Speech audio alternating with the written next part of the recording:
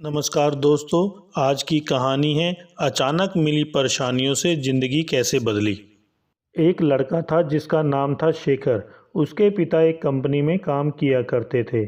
उसके पिता की तनख्वाह ठीक ठाक थी, जिससे घर आसानी से चल जाता था। शेखर अपने माता पिता के साथ रहता था और उसका कोई भी भाई या बहन नहीं था।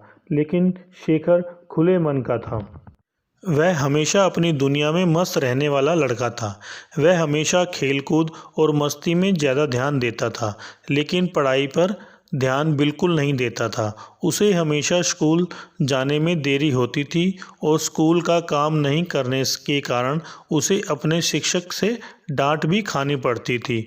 उसके शिक्षक उसको हमेशा डांटते रहते थे, क्योंकि शेखर स्कूल में भी मस्ती किया करता था। पढ़ाई में अच्छा ना होने के कारण और हमेशा सिर्फ मस्ती ही करने के कारण उसके दोस्त उसे हमेशा परेशान किया करते थे और उससे हमेशा दूर भागा करते थे। लेकिन शेखर को इस सभी बातों से कोई परेशानी नहीं होती थी। शेखर अपनी ही कक्षा की एक लड़की को बहुत पसंद करता था, जिसका नाम था प्रिया।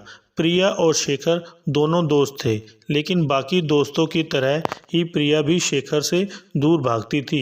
लेकिन शेखर प्रिया को बहुत पसंद करता था और किसी भी काम में प्रिया की हमेशा मदद किया करता था।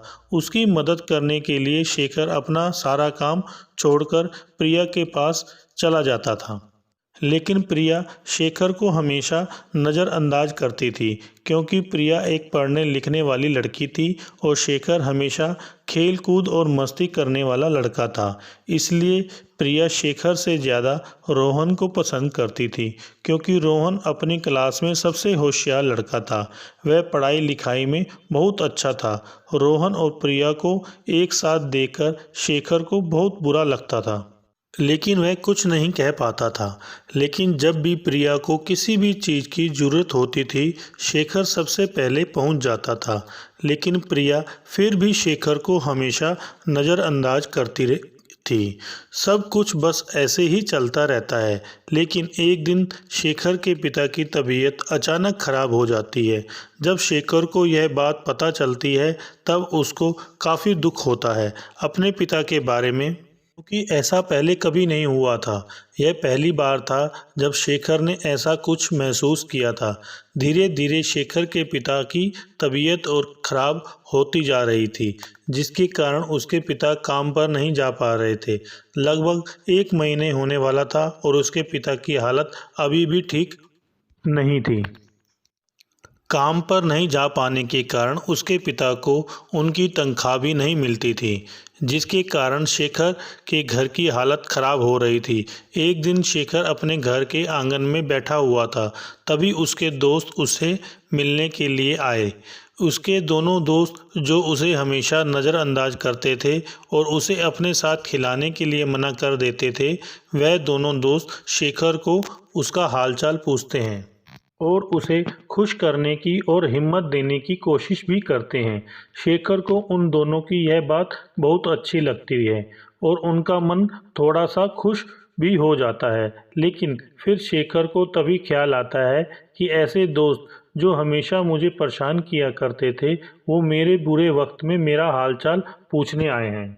लेकिन जिसे मैं इतना पसंद करता हूँ और जो मेरी सबसे अच्छी दोस्त है प्रिया, वह मेरा हालचाल पूछना तो दूर मुझसे बात भी नहीं करती है। शेखर उस दिन अकेले बैठकर काफ़ी समय से कुछ सोच रहा था। उसके दिमाग में काफ़ी कुछ चल रहा था।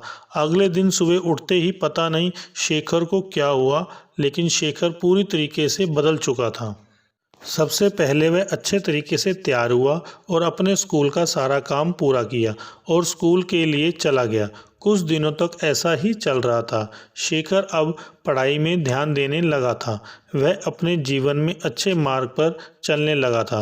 वह अब खेलकूद और मस्ती छोड़कर पढ़ाई किया करता था और घर के कामों में मदद भी किया करता था।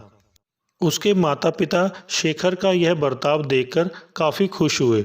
कुछ दिनों बाद शेखर के पिता एकदम तंदुरुस्त हो जाते हैं और अपने काम पर वापस से चले जाते हैं। शेखर की घर की हालत भी अब धीरे धीरे सुधरने लगती है। लेकिन तभी स्कूल से एक ऐसी खबर आती है जो शेखर को घर में हड़कंप मचा देती है। शेखर जब अगले दिन स्कूल पहुंचता है तब उसे यह पता लगता है कि 2 दिन पहले उसकी कक्षा में जो परीक्षा हुई थी उसमें शेखर दूसरे नंबर पर आया है। शेखर को इस चीज़ की इतनी खुशी नहीं थी।